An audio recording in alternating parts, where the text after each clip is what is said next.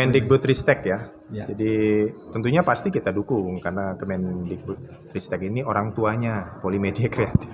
Iya. Ya, kita berharap Polimedia ini tambah besar ya. Kemudian program-programnya juga semakin baik, prodi-prodinya nambah. Saya tadi tanya, ternyata sudah nambah beberapa dosen.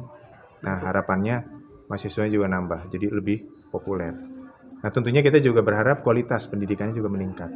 Ya, makanya kita dorong Polimedia Kreatif itu untuk melaksanakan kebijakan-kebijakan yang ditetapkan dalam proses pendidikan.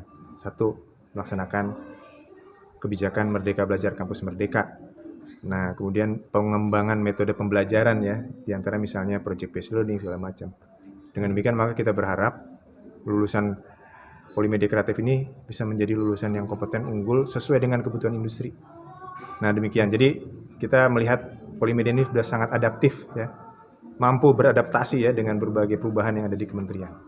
Nah, ini yang kita lihat sangat positif dan kita dorong terus. Demikian saya kira. Ya. Baik. Untuk Ibu, proyek-proyek baru ini apa nih Bu? Untuk tahun ajaran baru? Oke, tadi kan sudah dikatakan oleh Pak Direktur Akademik bahwa memang kita harus pengembangan di metode pembelajaran, di mana kita tidak hanya base di kelas saja, tapi harus banyak memperbanyak project based learning, supaya mahasiswa-mahasiswa kita bisa bertambah kompetensinya sesuai dengan yang dibutuhkan industri, langsung related dengan apa yang dibutuhkan masyarakat, industri, dunia usaha, dan dunia kerja. Kemudian juga dosen-dosennya juga kita skill up, ikutin workshop-workshop, dan bekerja sama di industri, magang-magang di industri, supaya bisa mengadaptasi apapun perubahan yang ada di industri, sehingga mengajarkannya juga dengan sesuai dengan kebutuhan industri, dunia usaha, dan dunia kerja. Jadi untuk acara hari ini pengenalan kampus Bu ya? Ya, pengenalan kehidupan kampus untuk mahasiswa baru. Jadi mahasiswa diberikan ekosistem, diberikan wacana mengenai apa itu sebuah kampus, dan di situ adalah tempat mereka untuk bisa mengembangkan dan meningkatkan kemampuan dan kompetensinya untuk menciptakan SDM unggul di masa depan. Untuk tahun ajaran baru ini berapa mahasiswa baru ini?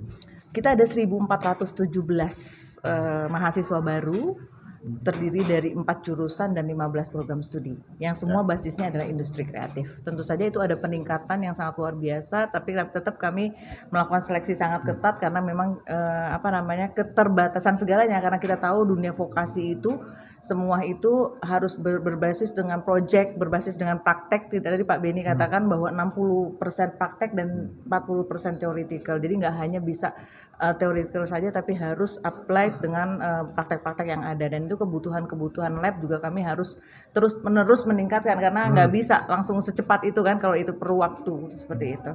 Nah, terus kerjasama dengan Pemda tingkat 2 misalnya, Oke. atau tingkat 1. Kerjasama terus kita lakukan, terutama ke industri ya, karena kita tidak bisa, pendidikan vokasi itu nggak bisa lepas dari industri, karena kami menyuplai SDM untuk kebutuhan industri dan masyarakat. Pemerintah daerah juga seperti itu, rata-rata juga semua akan mendukung apapun kebijakan yang kita bikin, tentunya untuk menciptakan SDM yang unggul. Ya. Harapannya Bu, satu lagi harapannya. Ya, harapannya pasti di sini kami bisa, di tempat ini, di Politeknik Negeri Media Kreatif ini, bisa menciptakan SDM yang unggul yang nantinya bisa menyumbangkan apapun untuk bangsa Indonesia menjadi lebih maju. Itu tentunya saja yang punya kompetensi ya. Oke. Pak Ya. Direktur, ada tambahan harapannya? Ya, pasti kita punya harapan ke Polimedia ini.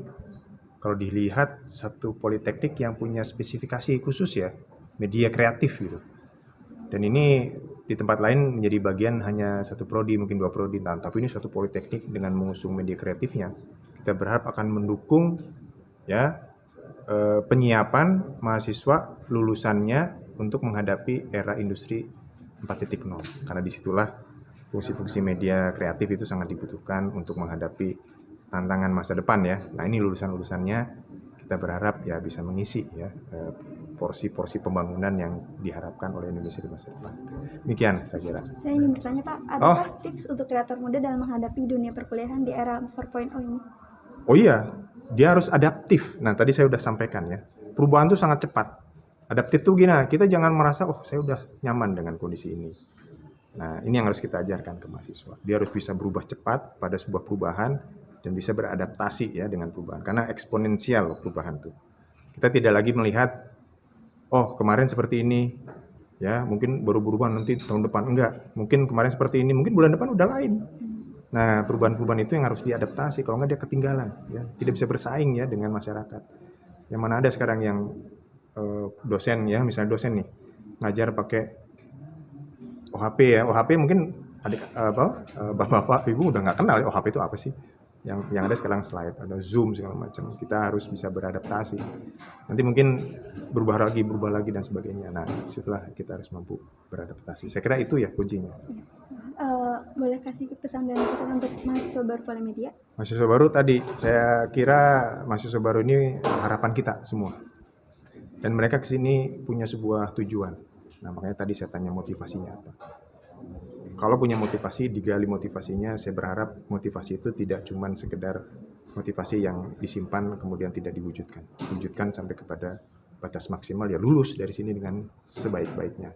Itu harapan kita untuk seluruh mahasiswa Polimedia Kreatif yang masuk hari ini, ya fokus, maksimalkan, manfaatkan semua yang ada di Polimedia ini karena semuanya itu akan menentukan masa depan. Apa yang kita temui nanti di 10 tahun ke depan itu yang ditorehkan sekarang ya, saat ini ya. Demikian saya kira itu. Terima kasih banyak, Terima kasih. Pak. Sama-sama.